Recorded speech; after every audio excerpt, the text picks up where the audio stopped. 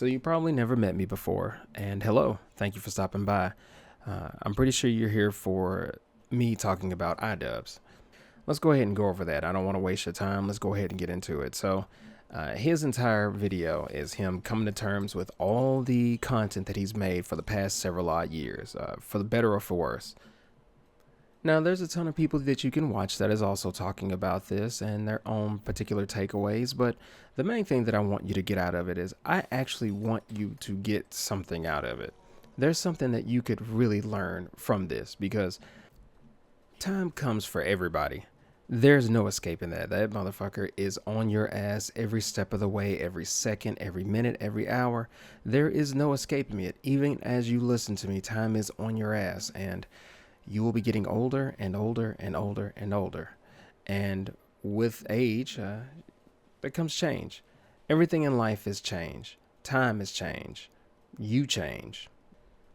You change. Every second, every minute, every hour, every day, every week, every month, every year. Everything is change. You are change. What you are now is going to be different from what you are 10 years from now. Even down to your molecular makeup. That is a part of life. So with that part of life, Idubbbz is not going to be any different. So we'll drive this point home further as the video progresses, but we're going to go ahead and go over his video, and let's get some good takeaways from it. I'm pretty sure you guys can learn something, and if you like this kind of stuff, let me know in the comments down below. Sub button is always welcome. Likes always welcome. Let's get into it. So the first thing that he mentions is he's talking about his content changing over time, but I have no idea why you would say that just changing your content over time is going to be a weak and passive way to go about your sordid past. People do this stuff all the time. Content changes. It's really not a big deal. Just change your content. I guess if you feel like you need to address what you've done before, sure, but you just do it. Like, you don't need to, unless you just want to, you don't need to address everything that you've done before it every step of the way. Actions speak louder than words, but if you just want to use words, I mean, you can speak softer if you like to. And then, of course, after this, he goes on and talks about the hurtful content that he's allegedly made. So you can argue that some of the content that he's made has been pretty horrendous, but at the same time, a lot of the content he's made has been objectively very good, because he specifically talks about the content cop, and he makes it as if the people that are targeted in these content cops don't deserve it. At the time, they easily deserved it. Rice Gum, Leafy, Keemstar. I was about to say Jake Paul, but that should have happened. It should have been another one. But anyways, yeah, they absolutely deserved it. They did and said some pretty shit-tastic and horrendous things, but it wasn't necessarily cruel. A lot of that, the way that you crafted it, gave them honestly their just desserts. You could argue more so maybe that Tana Mongeau or whatever didn't deserve it as much as the rest of them, and I think that's fair because these content cops are pretty easy to remember. They are kind of unforgettable. They are definitely hallmarks in internet infamy.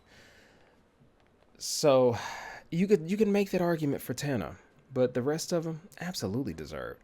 I'm not gonna lie, I was entertained by Leafy, but as far as giving Leafy his own medicine when he was promoting bullying, I mean, it's poetic justice, honestly. Could you say it's cruel? I mean, not really. You could try to make that argument and say it was cruel, but for the most part, not really. He goes on to mention that there is a lack of accountability on his end. To be fair, I want to say that's true. Really, as long as you make people laugh, and for that time period in YouTube, that Wild Wild West, anything goes, desperado, edgy meme time period, or whatever the hell, as long as you made people laugh, then you can get away with like a lot of shit. No question at all. I will say there may have been a lack of accountability towards him, but in the way that he crafted his content objectively, it felt like there was accountability, or at least some level of accountability that's coming within him, like his own sense of morals and values and stuff like that.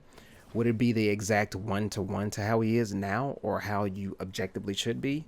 Maybe not, but they definitely you could sense that there was some. Now, granted, I'm older at the time, so I can sense it probably better than young people. God damn, that makes me sound old. Shit, I need to not do that. Anyways, as far as somebody like in middle school or some shit like that, when they're first discovering their first edgy, like, welcome to the internet, like that kind of shit. Um, so maybe in that regard, but you could tell there's a sense of accountability coming from him. The way that he did his targets, the way he specifically chose his targets, these weren't super innocent people that were targets of his content cops. Leafy was not super innocent. Keemstar, it's Keemstar. Rice Gum, it was Rice Gum. Now I know that probably sounds honestly in poor taste the way that Rice Gum is now. Everybody grows and changes. That's going to be the theme of this video in and of itself. But at the time, Rice Gum was a jackass, a massive jackass. Well, not a massive, he was a twink jackass.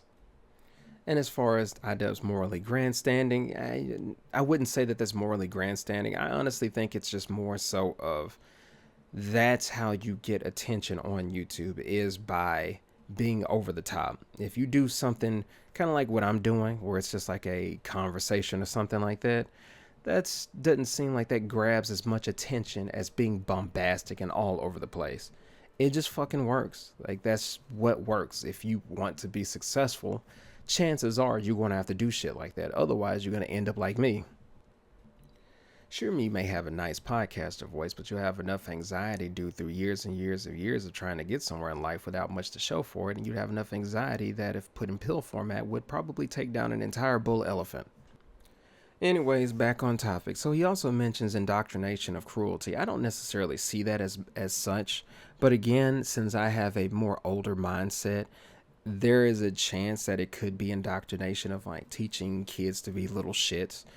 The problem with that is things can be very subjective. What's going to be an outcome meaning of one thing for one person is going to be different for another person. And that's going to come from a lot of different things: their environment, their age, who they've been around, the type of friends that they have, all that other good stuff. So it's really just going to vary. You almost can't escape it.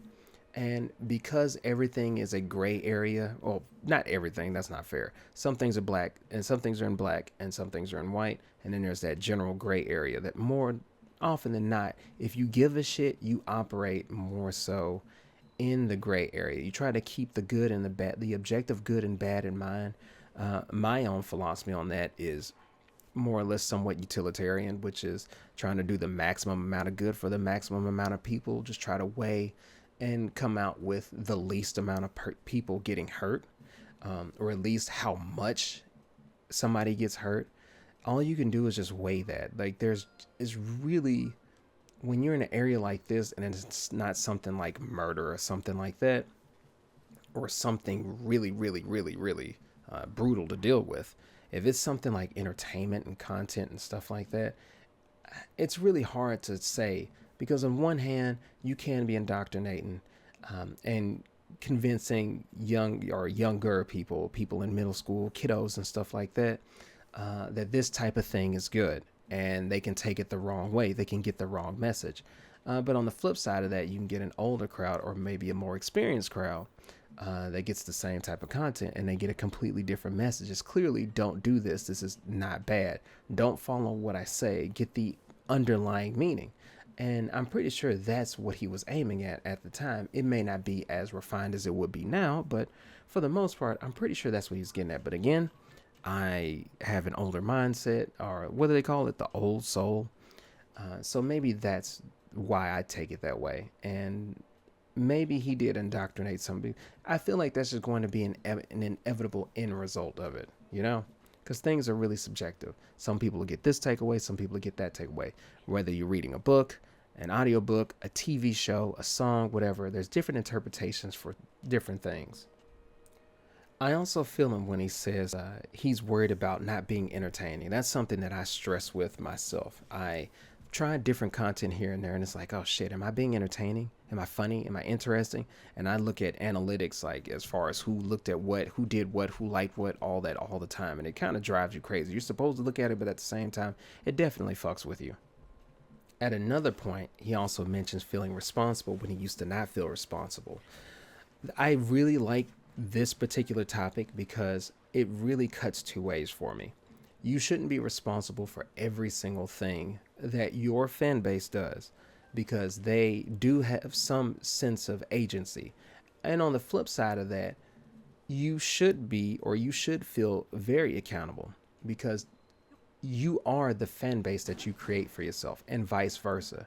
You attract those types of people, and people are permeable membranes. This goes both ways. So you end up becoming the type of fan base that you like because you look at their feedback, you talk to them, you vibe with them. It's like, oh shit, they really like this. I need to do more of this so I can keep eliciting this reaction, whether it be money, whether it be a feeling. And then it's a two-way street. You attract those type of people. They like you, so they start to mimic you. And piece by piece, you take pieces of each other, and you start pretty much becoming the same thing. My motto is, or it's not necessarily a motto, it's just more of like a standard thing for me. If I am saying something that I know is going to elicit a particular type of outcome or idea from somebody, I shouldn't do that. Or at least I should proceed with caution. They say words don't hurt.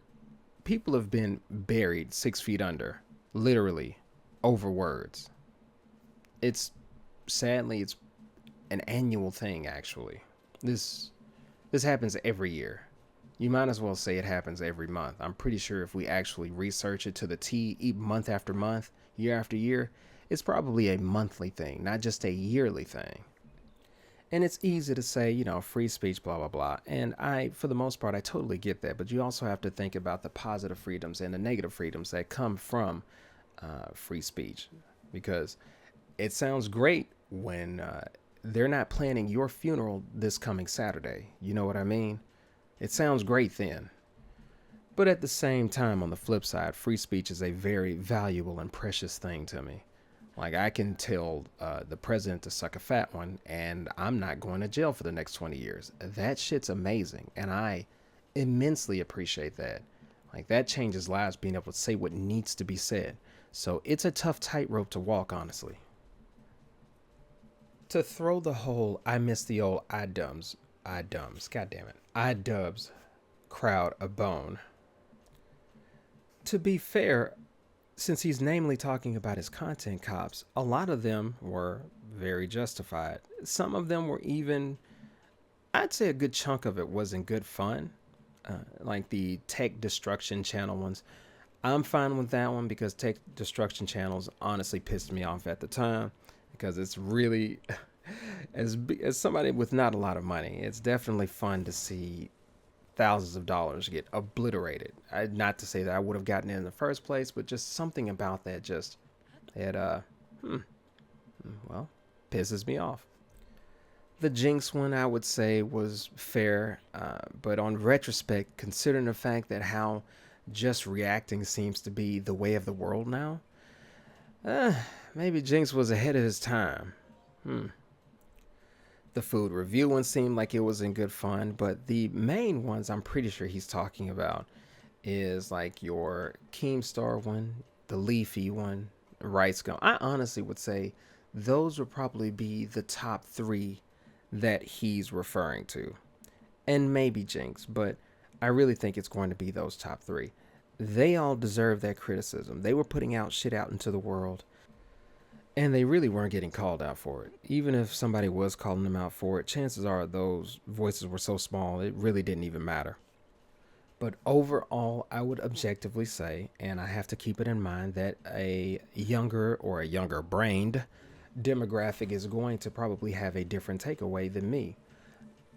From my perspective, the content cops that were needed the most, I think they had a pretty profound impact. They exposed people for really shitty behaviors.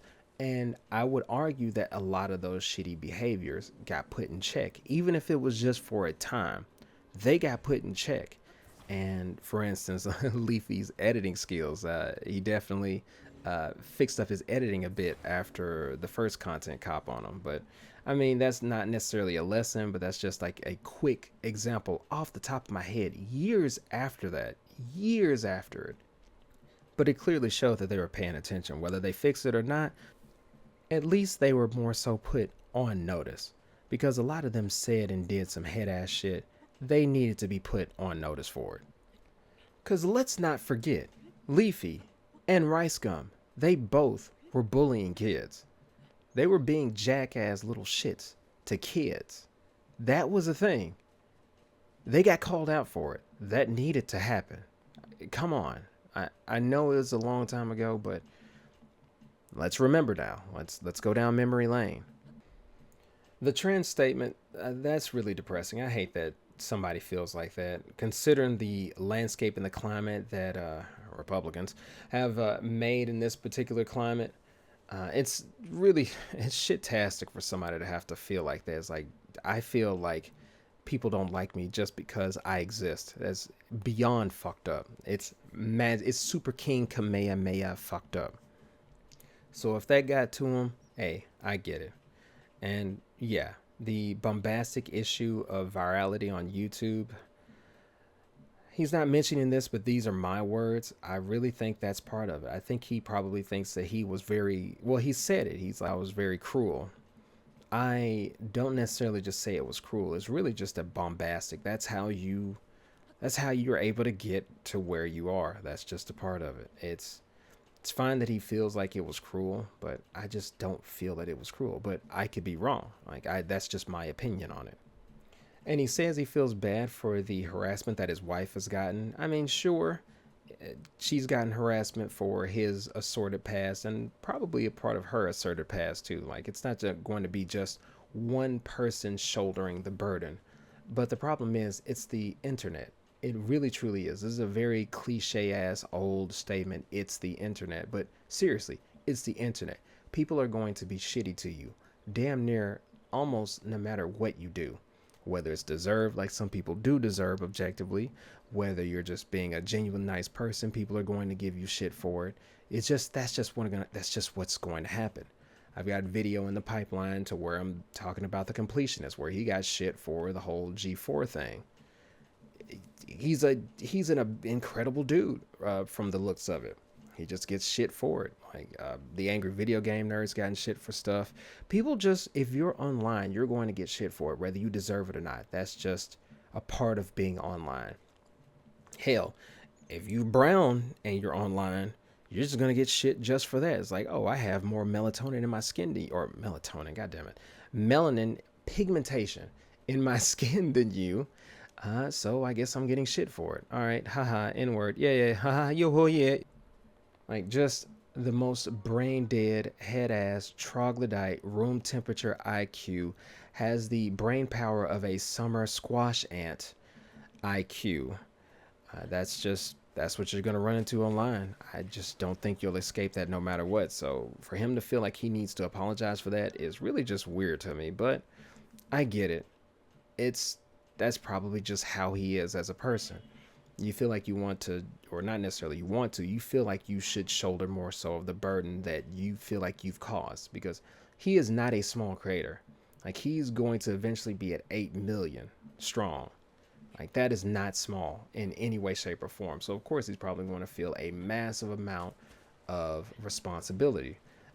It sucks for him. I don't think he should have to necessarily shoulder all of that on his own, but I like the fact that he does, because there's a lot of dipshits online that don't give a fuck. They could care less at all. As long as that money pile up, they don't give a damn and a half. They're like, yes, there's a homeless person sitting outside my window and I'm just going to shower him with money. Just for the camera. Why not? Make a couple of views off of it, a couple thousand off of it from all the shock value. Why not? Yeah, there's thousands of people that die every year due to lack of health insurance. Let's go ahead and demonize that for money. Why not? Poverty. They not working hard enough. Fuck it. Let me make more views, more videos about that. People do that shit all the time. So the fact that he gives a shit, I mean, it's respectable.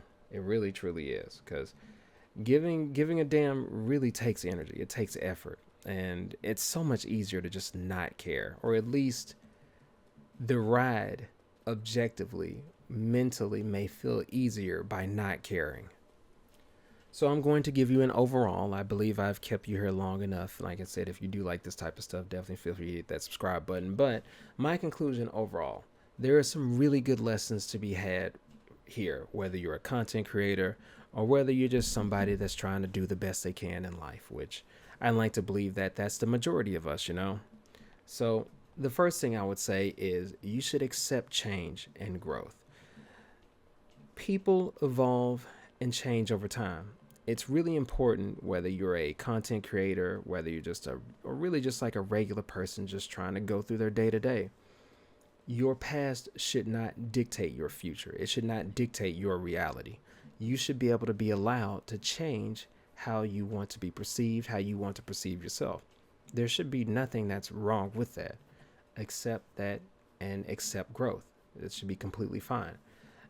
The next lesson, I would say accountability and reflection. It's really good to have strong self-reflection, to review yourself. Don't just go through the motions and say on the off chance you just happen to be winning at life, like, fuck it, this shit works, so I'm going to keep doing what I do. And for the most part, I can get that. If it's working for you, why not? But it's really good to have reflection, review yourself and say, hey, maybe I said something or did something that caused this negative outcome for this person. Because yeah, you may not see those people anymore. You may not even see them at all, but they still exist whether they're in your peripheral view or not. But me personally, fucking over people like that, it just doesn't, I can't sleep with that. Maybe but anyways, I can't really sleep with that. But accountability is exceptionally important. You should always hold yourself accountable. Hold yourself as accountable as you should hold other people accountable. Like, don't make it to where I never look at my own flaws, but I'm damn sure gonna look at your flaws. My lawn is a fucking travesty. It's a junk heap, but yours, you have like a couple of cans on the sidewalk. What the hell is this? You better fix this now before I call the police, like some head ass stuff like that. But yeah, just self-awareness goes a long way, and context will be the next one. It definitely matters along with self-awareness. You should be able to understand the context in general of what someone is talking about. You need to make sure that you're not just seeing it through one perspective. You need to see it through multiple perspectives. You need to be able to get context from every which way. At first I was thinking when I was doing this video was, okay, this ain't no biggie. He's being overly harsh on himself, but at the same time, now that I thought about, okay, there's probably going to be a smaller demographic audience, or at least a younger demographic that views his content, and they have a completely different takeaway. So now that I've thought of with that perspective, I've changed my perspective on that too a bit. So context and perspective definitely matters. You should be able to also separate your online drama from your real life experiences. Like, it's important to keep online drama in perspective and recognize that it really pales in comparison to different like real life experiences. You should prioritize respect, empathy, understanding, and also understand that your offline life is really crucial. It's crucial for maintaining like a healthy relationship and a balanced perspective. Don't be what they call terminally online. With terminally online, it means exactly what it'll sound to you. It's like, holy shit, get the hell off. If you got a laptop, close it down. If you got a monitor, hit the button, turn it off. They say touch grass, but really just take your dumb ass outside. The next thing I would say, I guess would probably be more so for content creators, is do responsible content creation. Like, don't be boring. Don't be milquetoast. Don't be so bland and inoffensive that you don't, like, there's no point in your voice. Get your voice out there, but think. Don't just say whatever the hell. Don't just fire off shit and see what happens. Do it, but just think a little bit. Just think a little bit. Like, when you're going about your day to day, you don't just walk in one direction indefinitely. You think like, hey, if I keep walking in the same direction, I'm going to bump into this wall. I'm going to walk off a cliff. I'm going to walk into a lake. I'm going to walk into my bitch of an ex-wife. More often than not, you think to a degree about where you're going, where you're heading. You're thinking about, I'm going to work. You're thinking about, I'm going to school. You're thinking about, I'm going to the bathroom. I'm going to go eat. I'm going to do this. I'm going to do that. You think, so just be mindful of what you produce. Be mindful of what you say. Don't censor it to where you're fucking boring, but just think. That's really it. Just think. It's not going to be perfect all the time. You're not going to get a perfect balance of care and crassness. You're just not going to, because it's going to vary from person to person. It's going to vary from group to group. It's going to vary from country to country. It varies. Everything is oscillating along its own central line. It just oscillates. And that's going to be within a larger central line, that's within a larger central line, so on and so forth. That's just what's going to happen. So just do the best that you can with it. Don't stress it too much. Just do it. Be empathetic. Try to be responsible to a degree. Have a lot of understanding. Enjoy your life. Try to do the best you can. Try to stand out by being yourself. God, man, it sounds like an after school special, but stand out by trying to be yourself. Even a little edgy humor is completely fine. Just be mindful. And sometimes you'll say some stuff. It's like, damn, I wish I didn't say it. Damn, I probably did hurt somebody. As long as you ain't tried to, and it wasn't like ill intent behind it, people may get mad. People will give you crap for it, and then they'll move on. That's just a part of it. Like, you're human, just like Idubbbz said he's human, just like I'm human, just like any sentient robot that's confused about his sexuality. Everybody's human. So don't let it get to you too much. So these are some good lessons that I feel like you can get from it. Self-reflection, learn from it, grow, all that other good stuff. And I mainly wanted to talk about this because I grew up watching content like Idubbbz. I watched that, all the content cops, some edgy humor, some edgy memes here and there. Facebook got out of control with it, and I'm not even going to get started on that, but I really want to talk about it because I really like Idubbbz as a person. I liked Idubbbz as a person for a very long time. May have not seen eye to eye on different things, even though this motherfucker doesn't even know I exist. At least opinion-wise, we haven't seen eye to eye, but I can tell that even back then, I could tell, like, dude, he had a pretty good head on his shoulders. But that's it. I hope you all got something good out of it. Likes, comments, shares, all that other good stuff. Subscribes are definitely welcome. You can hit that thanks button if you feel like you enjoyed my conversation. And I'll talk to you guys in the comments, and I will catch you on later. Peace.